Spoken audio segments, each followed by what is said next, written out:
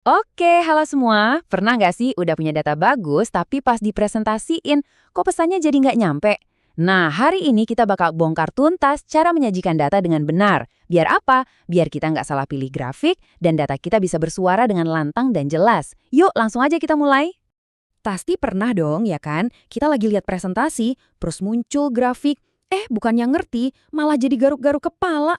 Datanya mungkin keren banget, analisisnya dalam. Tapi visualnya, ampun deh, bikin pusing. Ini masalah yang super umum, dan kita semua pernah ngalamin. Nah, ini dia kabar baiknya. Sering banget masalahnya itu bukan di kita yang nggak ngerti datanya. Bukan, tapi di cara penyajiannya yang keliru. Jadi tenang aja, data kamu aman. Yang perlu kita poles adalah cara kita bercerita lewat visual. Dan itu yang akan kita pelajari sekarang. Yap, benar banget. Kita sebut ini sebagai sebuah seni. Karena menyajikan data itu lebih dari sekedar masukin angka ke software terus klik create chart. Ini tentang gimana kita merangkai cerita yang kuat dan meyakinkan dari angka-angka tersebut. Jadi, intinya itu cuma 3 hal ini aja. Pertama, harus gampang dipahami. Kedua, harus jelas. Dan yang paling penting nih, ketiga, nggak boleh menyesatkan. Ingat ya, data sekeren apapun bisa jadi senjata makan tuan kalau visualnya salah. Tujuan kita itu simple, bikin audiens ngeliat, dan dalam 3 detik mereka langsung, oh, oke, ngerti. Oke, sekarang biar jago berkomunikasi, kita mesti kenalan dulu sama perkakas atau alat-alat kita. Anggap aja ini adalah isi dari kotak peralatan visualisasi data kamu. Yuk kita bedah satu persatu. Pertama, ada si paling dasar, tabel. Tabel ini ibarat bahan baku. Kalau kamu mau nunjukin semua angkanya, detailnya, tanpa ada interpretasi visual sama sekali, tabel itu jawabannya. Cocok banget buat laporan atau lampiran yang butuh presisi tinggi. Selanjutnya, ini dia jagoan yang paling sering kita lihat. Grafik batang atau bar chart. Aturan mainnya gampang banget. Setiap kali kamu mau membandingkan sesuatu, entah itu penjualan produk, jumlah suara, atau apapun antar kategori, pakailah grafik batang. Untuk urusan perbandingan, dia juaranya. Coba deh lihat ini. Kita bahkan nggak perlu baca angkanya, mata kita secara otomatis langsung tahu kalau batang yang kelas B itu lebih tinggi dari kelas A. Cuma butuh sepersekian detik buat paham pesannya. Inilah kekuatan grafik batang, perbandingan instan. Oke, sekarang kita pindah ke grafik garis. Ada satu kata kunci di sini, waktu. Kalau di data kamu ada elemen waktu, misalnya pertumbuhan dari bulan ke bulan, pergerakan harga saham per hari, atau perubahan suhu per jam, maka grafik garis adalah pilihan yang paling tepat. Grafik ini diciptakan untuk nunjukin perjalanan data seiring waktu. Coba bayangin data ini. Kalau pakai grafik garis, kita nggak cuma lihat titik-titik ini, tapi kita lihat ceritanya. Kita bisa lihat ada kenaikan, terus ada sedikit penurunan di bulan Maret, tapi naik lagi di bulan April. Trennya langsung kelihatan, naik turunnya langsung tergambar. Nah, ini dia pie chart. Grafik ini cuma punya satu tugas spesifik, nunjukin bagian dari keseluruhan atau proporsi, kayak sepotong pizza dari satu loyang utuh. Tapi ada peringatan keras nih, jangan pernah pakai pie chart kalau kategorinya banyak. Aturan gampangnya maksimal 5. Kenapa? Karena otak kita susah banget ngebandingin besar sudut.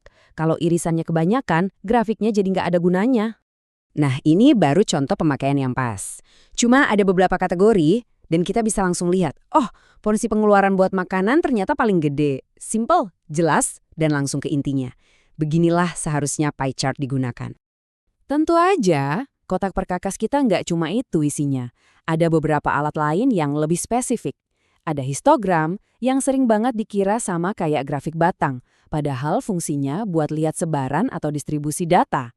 Terus ada scatter plot, ini buat main detektif, nyari hubungan antara dua variabel. Dan tentunya peta temparangan, ini nggak tergantikan kalau data kamu ada unsur lokasinya.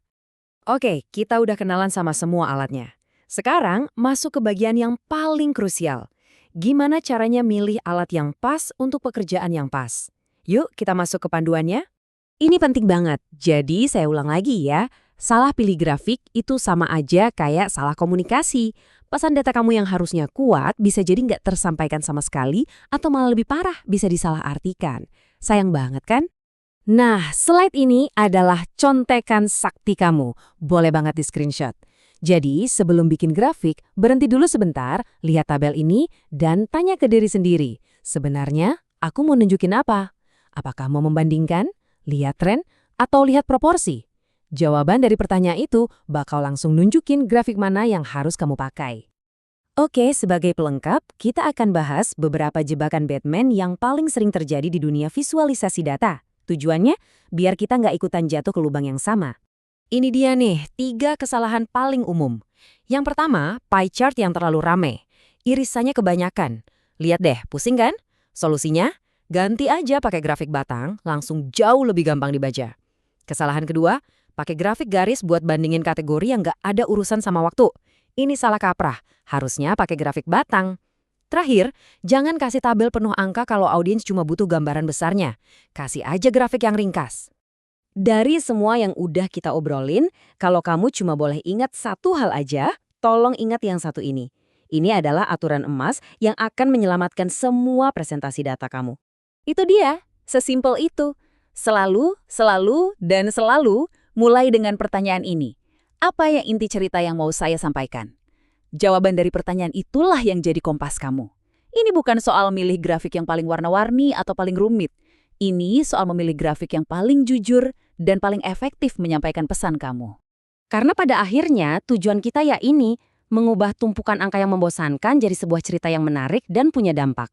Grafik yang tepat itu bukan sekedar hiasan, tapi dia adalah penerjemah yang bikin data kamu bisa bicara dan dipahami semua orang. Terima kasih banyak udah menyimak, sekarang giliran kamu untuk mencoba.